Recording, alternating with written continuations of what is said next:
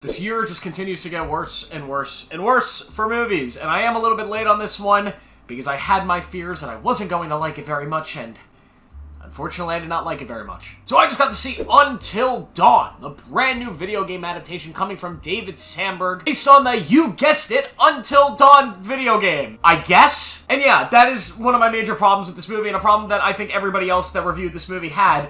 It's that it's not really Until Dawn at all. No, I have a lot of issues with this movie before I really get into the grit with it. But the first thing I want to say before anything is I want to talk about David Sandberg, the actual director here. Now, in normal circumstances, I would take a very large macho shit dump on this film. And yes, I use two different words to describe poop, because pooping on this movie is something you have to do twice. It's very bad. But David Sandberg is a director that I actually hold a great amount of respect for. This is not a nobody, no-name Hollywood studio director that makes bad movies that I feel nothing when it comes to shitting on them. No, David Sandberg's actually a director that I think has made some banger movies, and he's also a guy that has inspired me heavily in my own filmmaking work that I do off this channel, for the most part. You didn't know David Sandberg runs a YouTube channel where he essentially gives advice to young filmmakers on how to make movies at a small independent level, how to do stuff on very tiny budgets, and how to utilize the tools that you have to make films. He's literally was my film school a couple years ago, and because of that, I will always respect the living hell out of this man. I also think he's a damn good filmmaker. Both of the Shazam movies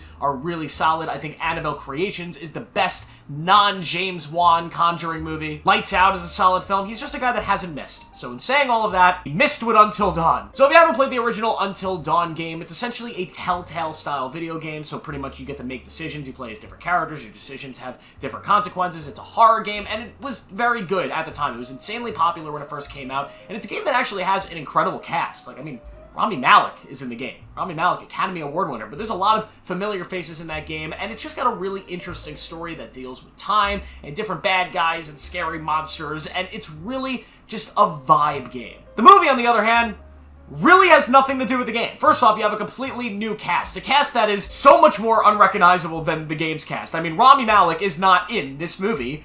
That would have been nice to have him here. We have a young cast, and the basic premise of this movie is this group of kids get stuck in this house or in this, like, farm area, and they're stuck in this time loop where every night some other kind of monster, creature, slasher villain, or horror movie villain comes to kill them, and they have to survive until dawn to escape. And on paper, it's a really cool concept. It's a concept that actually, even watching the trailer, it's cool. It could really work. But the film has a couple issues that make it not work. First things first, the title Until Dawn. You make a movie called Until Dawn, adapting a very popular video game. I think most people were expecting some kind of project that at least holds the same visual sort of vibe that the game has, you know, a snowy, sort of secluded area with teenage characters that are all kind of like off doing their own thing, like a story that somewhat lines up. I think that's what people were expecting, and you're not getting that here. You're getting a movie that is not Until Dawn, other than the fact that they say a million times in the movie,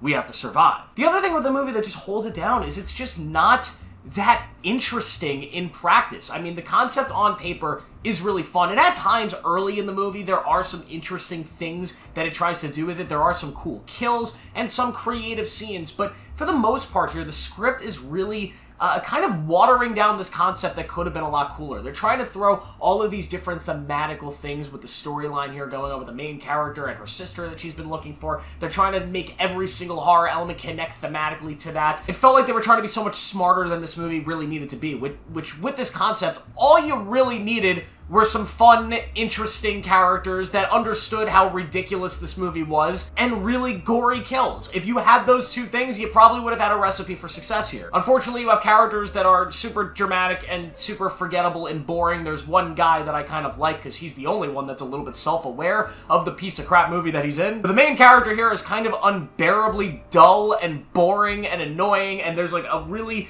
sort of surface level romance going on, and there's just a lot here that's kind of dumb and just doesn't work at all. It felt as surface level as it can get. It almost felt like a student film, which, if this was a student film, my god, congratulations to everybody involved, because y'all made the best student film of all time.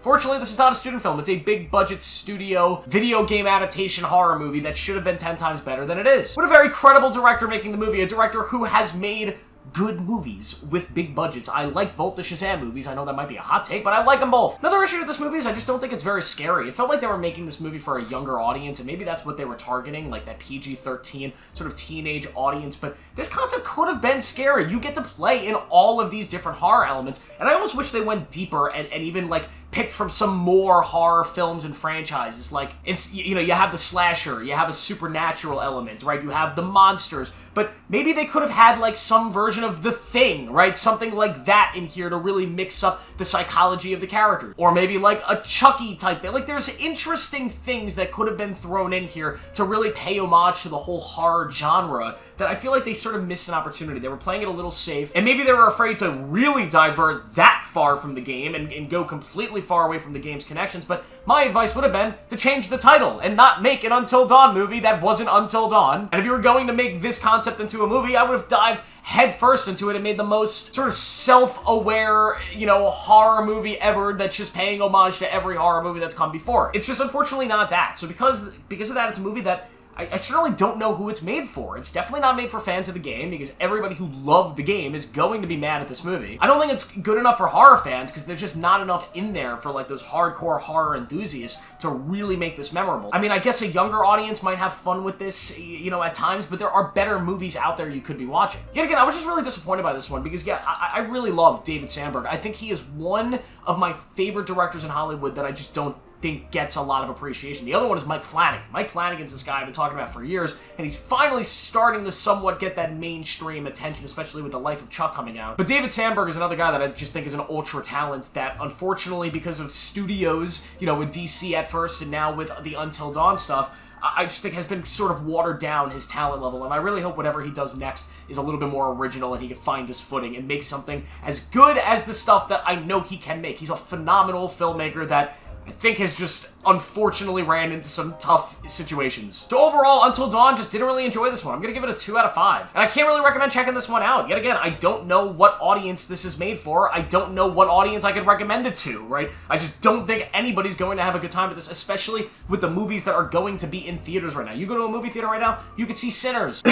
In a week, we have Mission Impossible. A week after that, we have Bring Her Back, the brand new horror film from the Fallupu brothers, and I think that's going to be amazing. So I don't know why you would be choosing to see Until Dawn right now, which is a shame. It's very disappointing. I would have loved to have seen an accurate version of that game adapted, and I know I read some of the producers, they said they didn't want to do a direct adaptation, but I don't understand it. Either do an adaptation of the game that's faithful, or just make an original movie that doesn't have the title to try to get some money out of people, right? Get some money out of the fans. Whatever. Thank you guys for watching. Make sure to like this video, subscribe more, turn on notifications. I'll see you in the next one.